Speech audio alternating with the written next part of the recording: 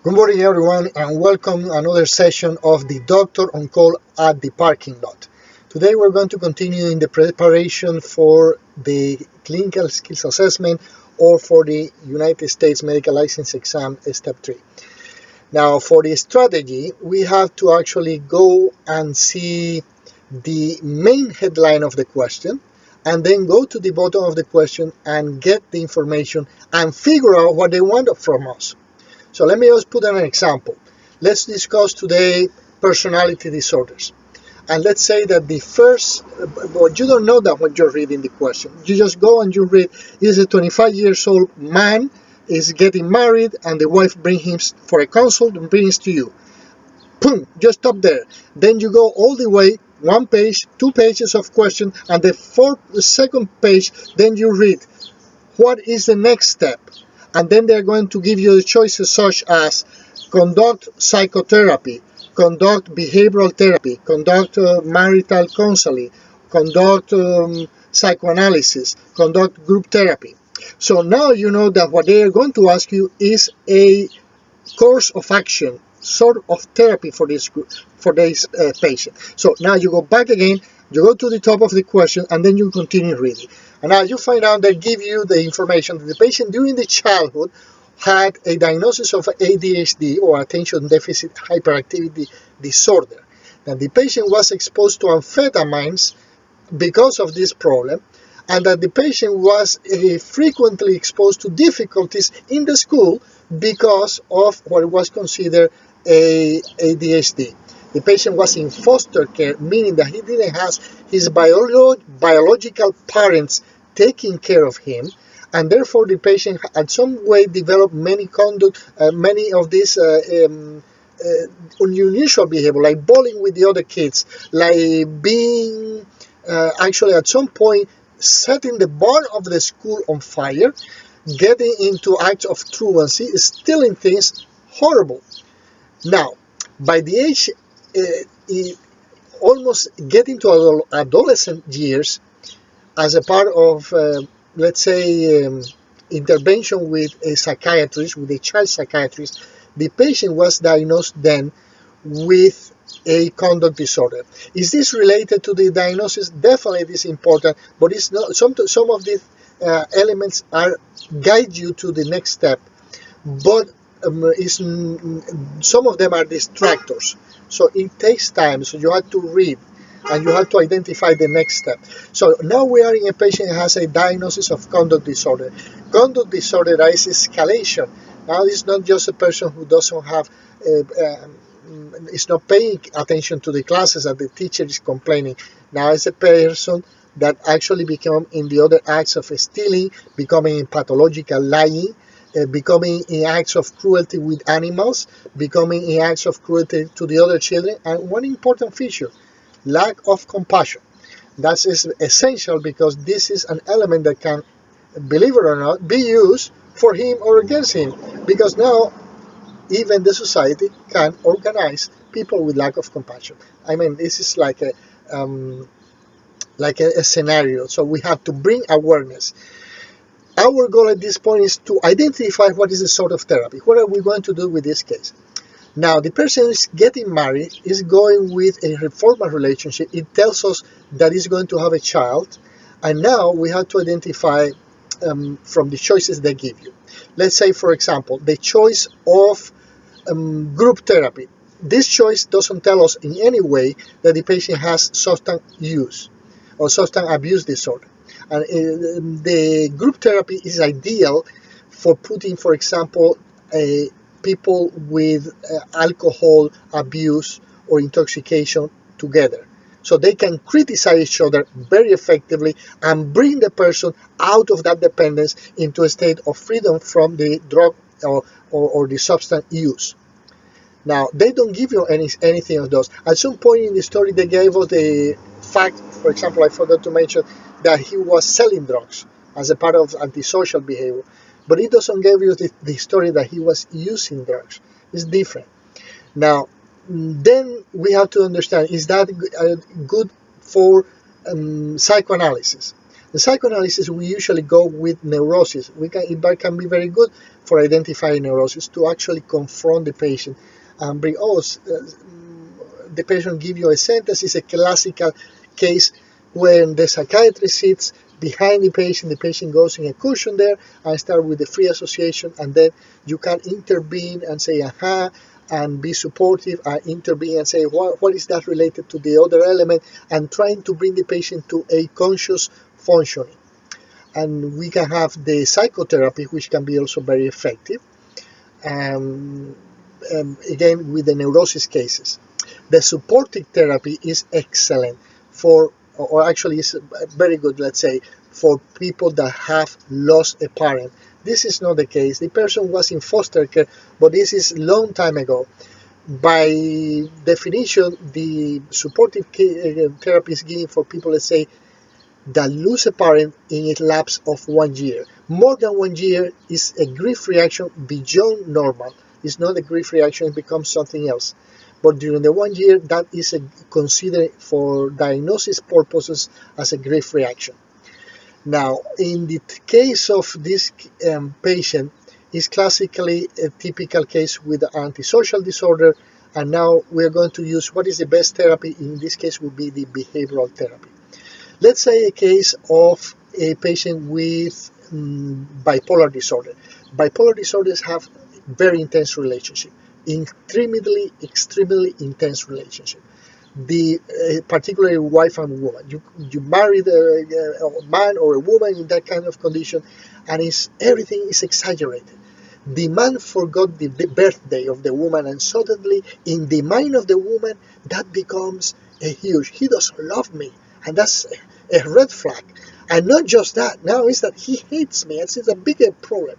I start confronting the man, and you hate me, and you don't love me. I'm becoming a problem.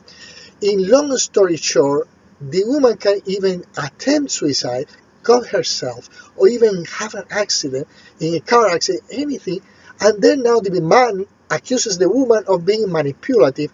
It's not good. It's really very draining in energy, and this kind of marriages requires the tending, loving care of a psychiatrist to provide proper support and to give them and to guide them as a boat that is going into the shipwreck against rocks, just to try to bring them into a more stable relationship.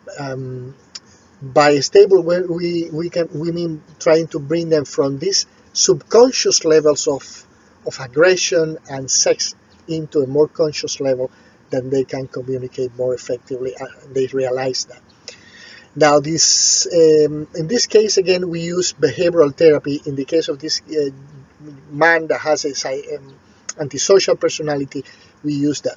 What are the patterns? What are the clusters, actually, that identify the personality disorders? We have 3 clusters mostly. The first clusters are the odd and eccentric people. We classify the paranoid, the schizoid, and the schizotypal people there. Now, the second cluster is a cluster considered emotional, erratic, and dramatic. In this case, we have the antisocials, and we have the histrionic, and we have the narcissistic and the borderline. It's very dramatic, very emotional type of relationship. And by the way, it is not uncommon. You don't have usually one type. Usually people can have different types interrelating in the same cluster. Then the final group of clusters is a group that has, for example, that we call anxious and fearful. And this group are the dependent, the avoidant, and the obsessive-compulsive disorders. Now, let's say briefly in general how these personalities work. The paranoid is defined by a pervasive pattern and pathological, this pattern of mistrust to the other people. So everything is because of the wrong reason. Instead of being loved, for example, no, they want to bring me flowers because they want to steal my money, things like that. This kind of personality disorder can create conflicts because everything just go into the exaggerating level. If you want to have probably a good government official, you bring a paranoid person, because he's always looking for what is the way of preventing a terrorist attack, or what can be the problem, and just focusing everybody has a back motive, kind of like that. It's not good for marriage, for example, but it's probably good at the society level to prevent the terrorist elements. By the way, it is not prevented with computers. It has to be humans, and humans doing the human-to-human interaction where we can do the best. Now, saying the paranoid, then said the schizoid. The schizoid is detached from the reality. It's a person who is also odd, is eccentric, and is detached, doesn't want to have a relationship, stable. The schizotypal is a classic guy, a woman that comes with this hair painted in purple, and they shave all around, and they have this different kind of shape. They are normal intelligence and normal people, but they are odd in that way, and they are eccentric. They want to be unique in that way, and they have difficulty to keep also a close relationship with another couple, for example. Now we saw the histrionic. Histrionic, again, very emotional, very erratic sometimes, very dramatic. Histrionic are the people that usually go into the arts and to go into the Hollywood stage. They're very good to expressing emotions, to hide emotion. They can learn, and they can do that effectively. Everybody has a little bit of that. We can all that. Even the doctors can have that. Type B personality. Now we have there also in the cluster, we have the histrionic, antisocial, narcissistic, and antisocial. We say antisocial, narcissistic, histrionic, and borderline. Now again, very dramatic. We see these clusters in general. Something that calls the attention, specifically for the narcissistic. You want to know who the narcissistics are? Just put a mirror in the front of your console. You see narcissistic come and wash it themselves for 5 minutes. Everybody can have a little bit of narcissistic, but in this case, the pattern that I want to call the attention is the pattern of the lack of compassion.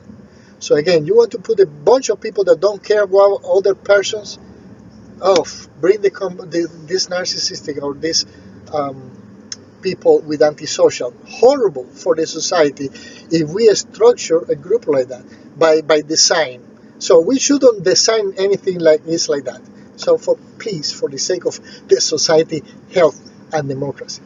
Now this is just a general observation. Finally, for the last group, for the group of the obsessive compulsive, they are so interested into the details that they usually, you give them a report, 10 pages, instead of giving the 10 pages crafting the document, they go into detail by detail. It takes so much time that at the end cannot probably bring the document on time. This is kind of typical obsessive compulsive. You saw the movie of As Good as It Gets, then you get that. That's the obsessive compulsive personality disorder. And now it can be another, well, the dependent, not good either. At some point, well, what is the bad? Can we manufacture dependency? Of course, because dependent is a person who is depending on the other person. In a marriage are 2 columns, and they should be both equally. We shouldn't put the man under the woman or the woman under the man, because then what happens is that we're destroying the marriage. If the man doesn't want to be independent, then the marriage is dissoluted, and it's not good for anyone. By the way, not just the man doesn't want to be dependent, the woman doesn't want any man to be dependent, and that kind of scenario that is called, let's say, engineering, can happen. So basically, just to bring awareness of that fact. In the case of the avoidant, it can be, for example, a politician. It can be a Congress member, for example, even, that has a problem. They have the solution in their hands. Instead of going for the solution, they go all the long line. They try to avoid, just because they don't want to be in confrontation with the people that finance the campaign, or because they don't want to do the right thing, sometimes for personal reason, pervasive reason, not the reason of the nation, for goodness sake. We have solutions. Let's bring it. Let's bring this to common sense. And that is my simple presentation for personality disorders for the purpose of the step 3, and I hope you find it at least useful, and please come back again and see you soon in another session of the Doctor on Call at the Parking Lot. Thank you very much. Have a great day.